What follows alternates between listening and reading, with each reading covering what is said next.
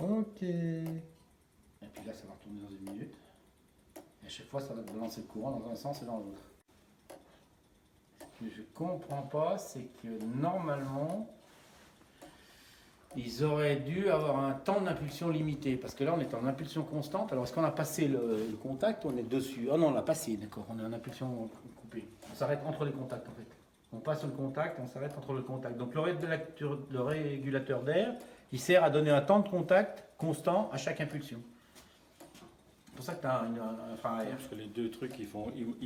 Ils frottent et Et après, ils se libèrent. Voilà.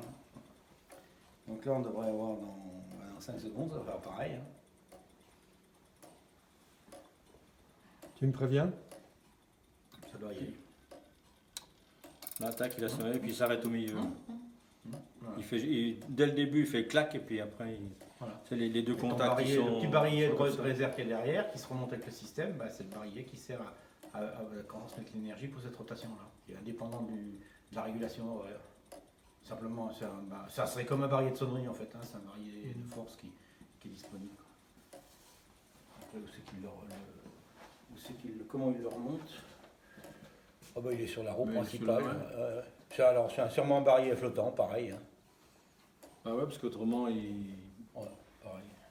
Sauf qu'il a un beaucoup plus petit ressort parce qu'il n'a pas, pas à avoir la force motrice du balancier. Bon, je crois que je vais juste remesurer la tension que j'ai là. Ça me permettra d'avancer. Ouais, faut que tu te mettes. Faudrait presque se mettre plus bas, je pense. Ou alors en limiter en courant, je sais pas.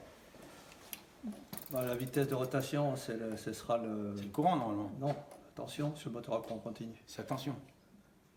D'accord. Donc, voilà. Mais apparemment, tiens. Je mesure attention au moteur. C'est là en fait. ton rotor, il est. Ouais, mais. Il faut tenir Ouais, les bah, deux toi, tu branches là. Puis, Puis... si vous faites des mesures. Mais agrippe pas, parce qu'après, quand il faut défaire, tu as trop. J'y vais. Attends. Vas-y.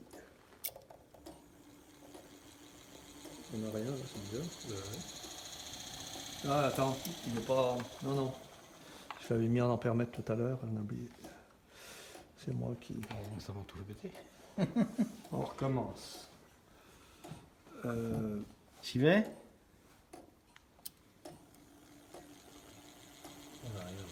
Ah bah oui, mais il faut tout mettre au bon endroit. Voilà. Heureusement qu'il n'a pas bloqué le.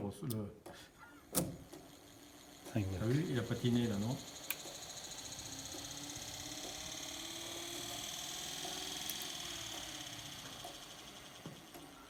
C'est bizarre que le court-circuit. Ouais, Parce c'est- que. Tiens, je t'ai pas remonté tout à l'heure. Regarde. Quand mon relais est au repos, donc ça fait ce circuit-là, ça c'est des contacts de repos. Ouais. Ça fait un court-circuit en fait sur l'alimentation du moteur. Ouais. Sauf si je me suis trompé dans mon câblage. Mais... Ouais, tu peux mettre une diode de roue libre autrement. Hein. C'est pareil. Hein. Si tu veux pas te faire chier avec ton relais. Ouais. Tu mets une diode de roue libre. Hein. Oui, mais le relais, lui, par contre, il me permet, il a deux rôles en fait. Il permet d'alimenter, puis quand il alimente plus, il faisait le court-circuit. Donc je peux mettre, mais c'est bizarre parce que là, normalement, qu'il y a un court-circuit franc, le moteur, il devrait. Mais il y a peut-être une connerie dans ma plaque. Fais voir le tonomètre, donne-moi le tonomètre. On va regarder si on a un court-circuit là. Dans mon raisonnement que j'avais retenu, mais maintenant j'ai oublié, mais quand on était dans cette position-là, normalement, ça devait faire tourner le moteur. Après, il monte le moteur et après, ça relâche au bout. Donc après, ça fait ça. Là, il y a plus, le moteur tourne pas là.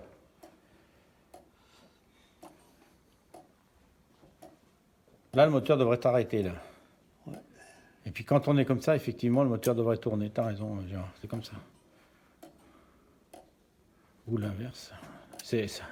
Il y a bien deux positions, il n'y en a pas trois. Hein.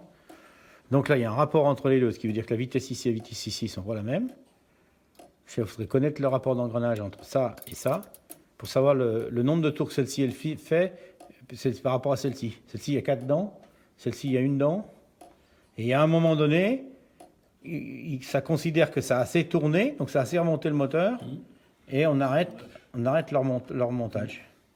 Ça, Mais en fait, quand tu arrêtes leur montage, c'est quand ça fait un tour. Non, parce que ça doit dépendre de la position de la dent là, parce que la dent là, elle n'a pas fait un tour. Parce qu'il y a une réduction entre les deux. Donc tu dois faire un certain nombre de tours ici jusqu'à que, effectivement, la dent là libère le levier pour qu'il puisse tomber. Tant qu'il est... Là, il peut pas, là on ne peut pas savoir. Ah ouais, c'est-à-dire que là, comme c'est... Ah, je sais pas. Comme celle-là, là. Si tu veux le levier, là, quand il va passer, il va faire ça. Ouais, Ça devrait couper. ouais. Non, ça le fera comme ça. D'accord?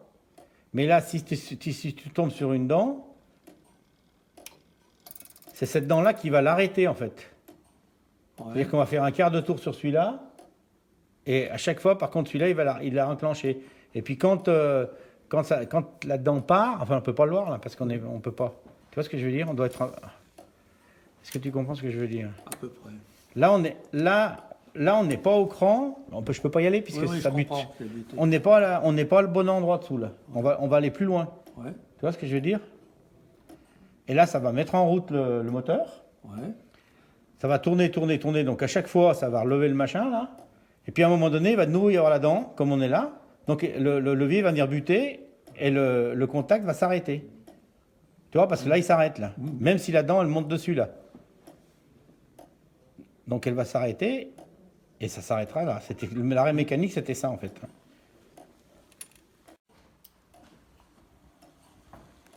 Là, il a pris sa vitesse. C'est bien moins d'un tour. Hein. Oui. Donc et la dent là ne serait pas revenue pour monter le. Tu vois ce que je veux dire? Puis après, bah, celle-ci, elle va petit à petit, elle va tourner.